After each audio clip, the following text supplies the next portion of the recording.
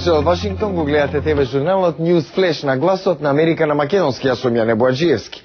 Главните берзи во Азија и Европа денеска забележаа пад, што е одраз на загриженоста дека глобалните напори за спасување на светската економија нема да дадат резултати и тоа ќе резултира со рецесија. Британскиот премиер Гордон Браун во меѓувреме изјави дека Меѓународниот монетарен фонд мора да се реорганизира и модернизира. Додека токискиот индекс Никеј тргувањето го заврши со 1%, Ханконг забележа пад од 5%. Главните пазари во Европа тргуваа со пад од повеќе од 2%. Има индикации и за слаб ден на Wall Street. Економистите велат дека забавените пазари се закануваат да ја турнат глобалната економија во рецесија. Шефот на канцеларијата во Сан Франциско на Американската централна банка изјави дека економијата во САД навидум веќе е во рецесија. Джалет Јелен рече дека американската економија не покажала знаци на растеж во третата четвртина од годината и тој тренд најверојатно ќе продолжи и во четвртата. Во меѓувреме британскиот премиер Гордон Браун повика на реорганизација и модернизирање на Меѓународниот монетарен фонд. На самитот на Европската унија фокусиран на средување на глобалната финансиска криза. Браун повика на креирање на предупредувачки систем со цел да се спречи повторување на актуелната банкарска криза. Во продолжение на News Flash, американските председателски кандидати Џон Мекејн и Барак Обама вечерва ќе одржат трет и последен ТВ дуел. Во време кога последните истражувања на јавното мислење покажуваат двоцифрена предност на демократот врз републиканецот. Анкетите на Вашингтон Пост и ABC покажа дека Обама драстично го зголеми водството во 4 клучни сојузни држави, каде се очекува тесна трка: Мичиган, Колорадо, Висконсин и Минесота. Во продолжение прилог за економските програми на двајцата председателски кандидати.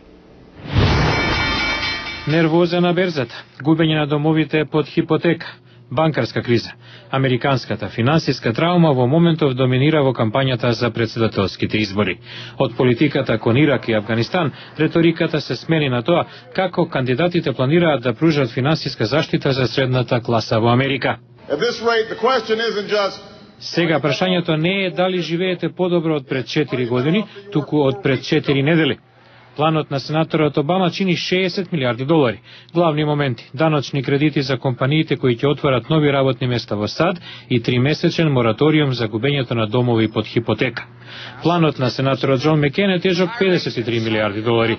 Меѓу предлозите: елиминирање на даноците за бенефициите за невработеност и помош за пензионираните работници да ги сачуваат за штедите. Ќе ги скратиме и даноците за вадењето средства од пензиските заштети за 10%. Пензионерите доволно патеа и треба да здимнат.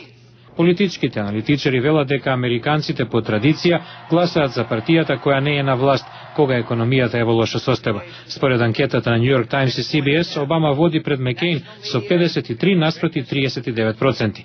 Во онаа на Лос Анџелес Times и Bloomberg соодносот е 50-41 за Обама. Стюарт Ротенберг, кој раководи со политичкото издание Ротенберг Political Report, коментира дека економските проблеми фрлаат сенка на пораката што Мекејн сака да ја пренесе до гласачите. Тој смета дека американците најверојатно ќе гласаат со економијата на ум, без разлика што ситуацијата може да се промени во текот на наредните 4 години.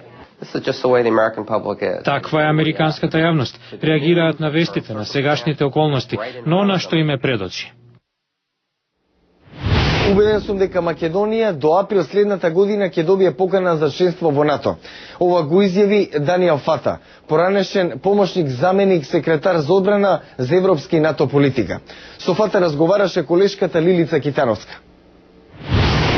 Даниел Фата, подпредседател на групата Коен, фирма за стратешко советување предводена од поранишниот секретар за одбрана Вилијам Коен и член на колегиумот на германскиот маршалов план во Вашингтон, како и поранешен помошник секретар за одбрана на САД, бил на самитот на НАТО во Букурешт како член на делегацијата на председателот Буш. Тој одблизу видел што се случи со очекуваната покана за членство. We were disappointed. I was with Secretary Gates directly when the decision came out that it will... Бевме разочарани, кажа тој при нашиот разговор во Гласот на Америка. Јас бев со секретарот Гейтс кога беше објавена одлуката дека ќе бидат поканети само Албанија и Хрватска. Бевме разочарани што Македонија не доби покана. НАТО е организација на консензус, објаснува тој, што е и добро и лошо. Од една страна, одлуките на алијансата се цврсти и тешко се побиваат, но лошо е што треба време додека да се дојде до тоа. Но без оглед на тоа, тој додава: I remain optimistic that Macedonia will get an invitation. If I were a betting man, Јас останувам оптимист дека Македонија ќе добие покана. Ако можам да се кладам, би рекол дека не подоцна од 60-та годишнина, што е во април следната година, Македонија ќе има добиено покана или ќе добие на тој јубилеен самит. За тоа ќе треба да се вложи труд од двете страни, Македонија и Грција, вели Фата, но нагласува дека Македонија била многу пресретлива со ставање предлози на маса за начините да се надмине ова прашање за името со Атина. Јас би сакал да видам дека Атина е поприемчива за некои од компромисите што македонците ги предлагаат. Во време кога бил во одделот за одбрана, Даниел Фата имал средби со двете страни поединачно, при што биле потенцирани аргументите дека Македонија ги исполнила сите критериуми за членство и дека активно придонесува во операциите на алијансата. we never got the sense once that Greece felt threatened by Macedonia. It's not a military issue.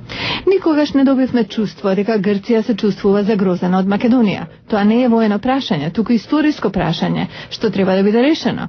Голем број преговарачи се обидоа ова прашање да го решат, да го доведат до успешен компромис, но јас верувам дека до времето на јубилејниот 60-ти самит на Алијансата и фактот дека повеќето парламенти ќе ги ратификуваат поканите за Хрватска и Албанија, нема да се дозволи Македонија да заостане. Но за тоа ќе биде потребен компромис од грчката страна.